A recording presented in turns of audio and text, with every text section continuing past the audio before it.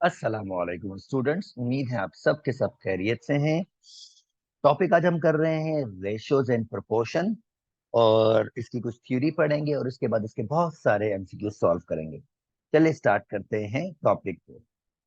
Ratio आपके पास होता है comparison between two quantities by division. अब टू क्वांटिटीज का मतलब क्या है आपके पास? फॉर एग्जाम्पल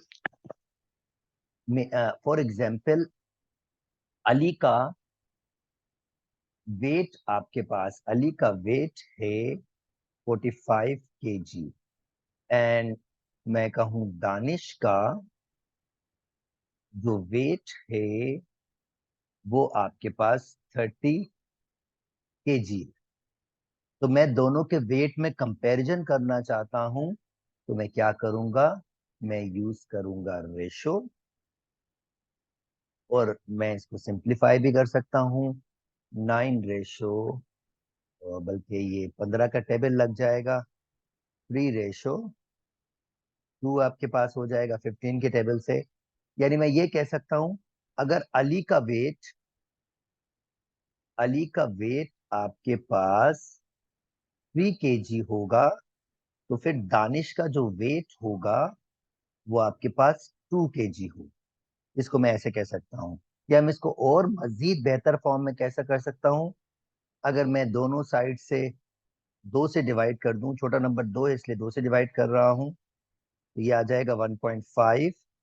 तो मैं इसमें ये कह सकता हूं कि अगर दानिश का वेट 1 kg होगा, तो जो अली का वेट है, अली के वेट का रेट है, जिस रेट से वो बढ़ रहा है, वो आपके पास 1.5 kg होगा।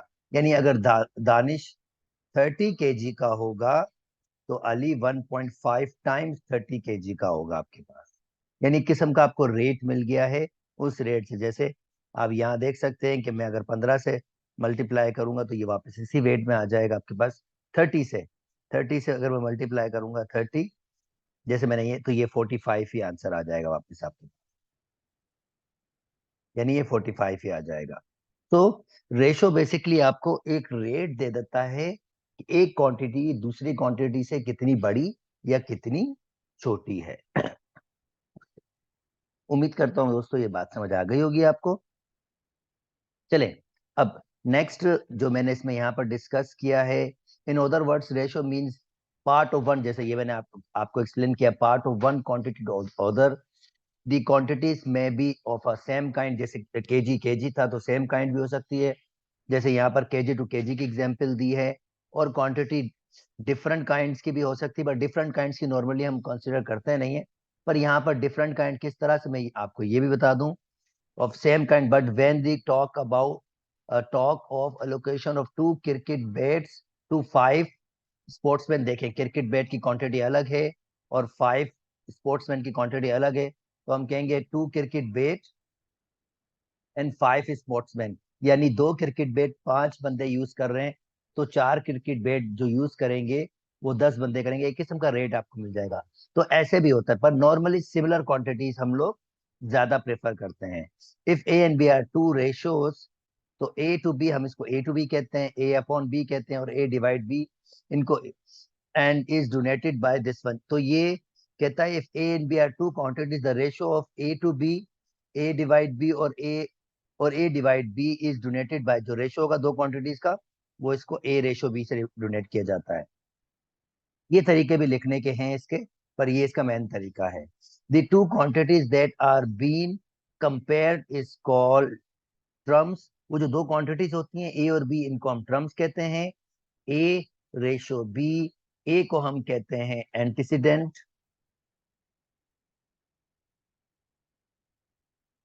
और बी को हम कहते हैं कॉन्सिक्वेंस।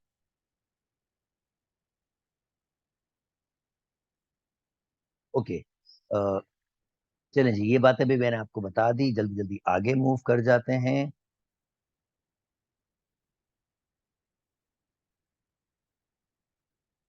रेशो के सिमिलर क्वांटिटीज की बता दी, अभी मैंने मल्टीप्लाई डिवाइड की कंसेप्ट नोट में मैंने आपको ये बातें। अब जल्दी से मैं आ जाता हूँ टाइप ऑफ रेशोज पे।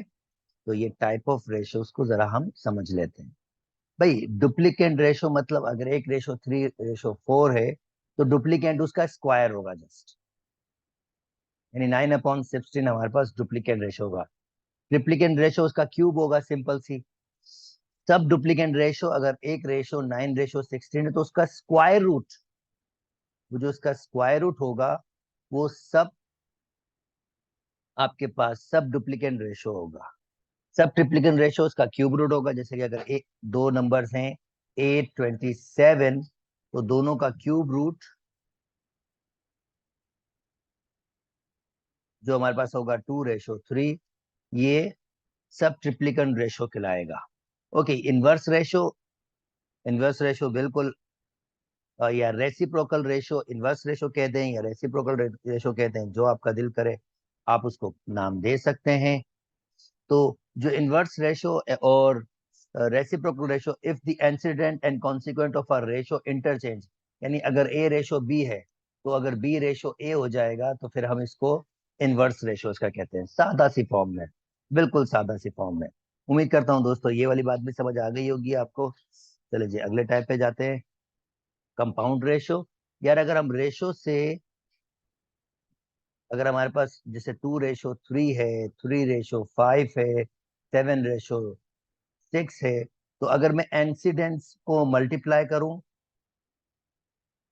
और कॉन्सिक्वेंस को भी मल्टीप्लाई करूं, तो जो मेरा रेशो बनेगा, जैसे ये कैंसिल ही हो गया पूरा, तो बन रहा है 7/15। ये मेरे पास प्रोडक्ट रेशो या कंपाउंड रेशो कहलाएगा। उम्मीद करता हूं दोस्तों ये वाली बात भी समझ आ गई होगी आपको। चलें जी, नेक्स्ट अब प्रोपोर्शन पे आ जाते हैं, मेन मेन चीजों पे आ जाते हैं। वो छोटे छोटे जो एग्जांपल्स थी वो मैंने आपके साथ शेयर की। अब प्रीपोजिशन, जब दो रेशो बराबर होते हैं तो इसका मतलब होता है कि वो प्रीपोजिशन में है। यानी 2/3 एंड 4/6 ये बराबर है, और रेशो की जबान में बराबर इसको प्रोपोर्शन कहते हैं। ये बराबर है तो मैं ऐसे लिख सकता हूं। तो ये क्वांटिटी फिर हमारे पास क्या है, प्रोपोर्शन में आपके पास है। जैसे ये मैंने डिस्कस कर लिया, यहाँ पर ये एग्जांपल भी दे दी। अब इसकी पहली पहली टाइप समझ लीजिए, जो इसकी थोड़ी सी नॉलेज लैंग्वेज को और एक्सटेंड करेगा। If four quantities are in proportion then the product, यानी अगर ये फोर, ये पहली क्वांटिटी है, ये दूसरी क्वांटिटी है, ये प्रोपोर्शन में है, ये तीसरी क्वांटिटी है, ये चौथी क्वांटिटी है, यानी A upon B is equal to C upon D. Cross multiply करेंगे तो A D is equal to B C. इस चीज को हम कहते हैं प्रोडक्ट ऑफ मीन, इस चीज को हम कहते हैं प्रोडक्ट ऑफ एक्सट्रीम,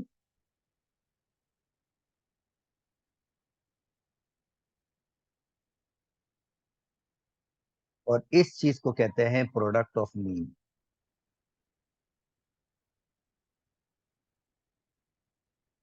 तो ये कहलाता है product of extreme and product of mean. यानी पहला और चौथे को मल्टीप्लाई करेंगे तो प्रोडक्ट ऑफ एक्सट्रीम, और इसको मल्टीप्लाई करेंगे प्रोडक्ट ऑफ मीन, ये बराबर होते हैं।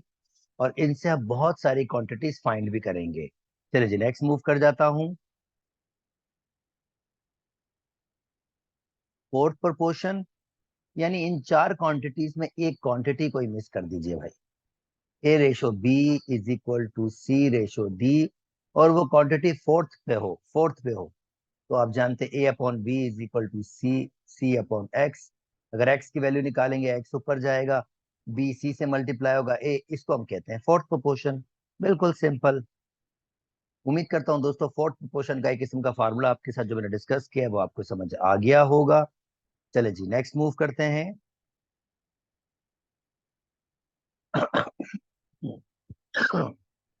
माफ कीजिएगा।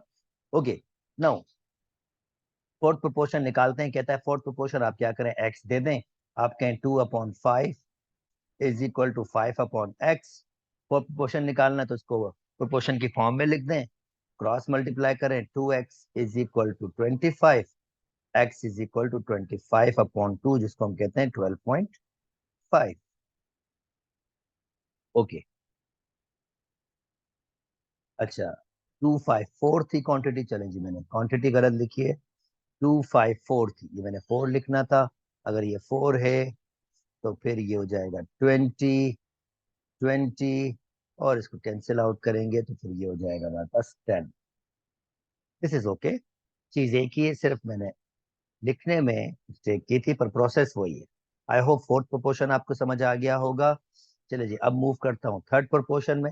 अब थर्ड प्रोपोर्शन में क्या होता है, आपके पास दो सिमिलर क्वांटिटीज होती है, जैसे कि ए रेशो बी प्रोपोर्शन होगा बी रेशो किसी एक्स के साथ, यानी ये दो क्वांटिटी सेम होगी। तो फिर अगर हम इसको सिंप्लीफाई करेंगे तो A upon B is equal to B upon X, और A X is equal to B square, और X is equal to B square upon ए।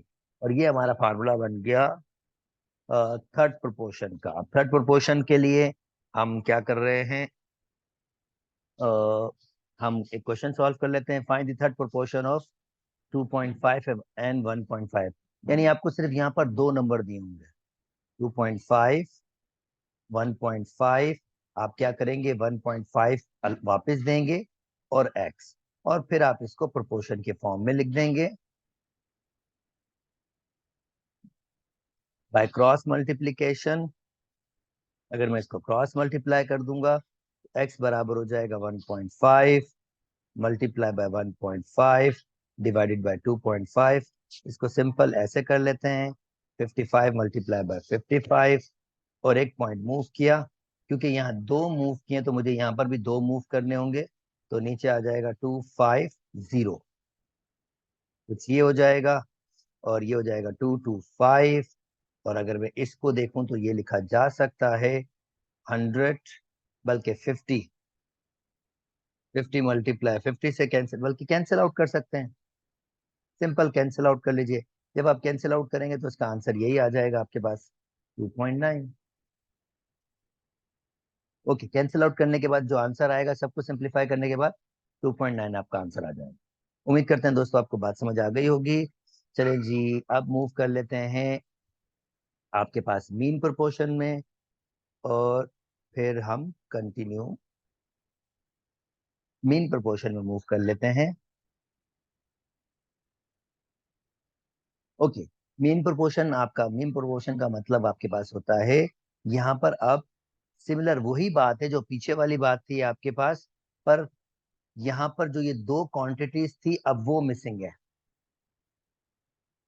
यानी प्रोडक्ट ऑफ एक्सट्रीम आपके पास मिसिंग है, यानी क्वांटिटीज आपके पास ऐसे होंगी। तो अगर हम इसको सिंप्लीफाई करेंगे तो ये हो जाएगा A B is equal to X square, और ये जो एक्स आपका मीन प्रोपोर्शन, इसको मीन प्रोपोर्शन कहते हैं, ये square root of A B के बराबर होगा, प्लस माइनस भी होगा आपके पास, square root of A B के बराबर होगा। और हम कहेंगे कि भाई मीन प्रोपोर्शन, ये we also say that A X B are in continuous proportion. हम इसको कहते हैं कि कंटिन्यूस प्रोपोर्शन में आपके पास होते हैं, इनको एक और नाम भी दिया गया है। चलो जी, इसको अब सॉल्व कर लेते हैं। Let x be a mean proportion 48 and 12, ये क्वेश्चन है। तो अगर मीन प्रोपोर्शन निकालना है तो आपने यहाँ पे एक एक्स देना है, यहाँ भी एक एक्स देना है, फिर इनका सिंप्लीफिकेशन कर लेना है प्रोपोर्शन के फॉर्म में। चाहे तो आप डायरेक्टली फार्मूला भी यूज कर सकते हैं, 48 multiply by 12 is equal to x, x x square, square root ले लीजिए, प्लस माइनस बेसिकली लगा लीजिए।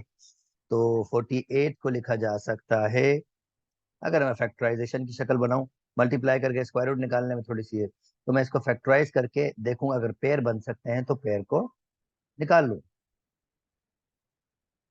2 1 2 2 6 2 3 एंड 3 1, और 12 को लिख सकते हैं, 12 को लिख सकते हैं 6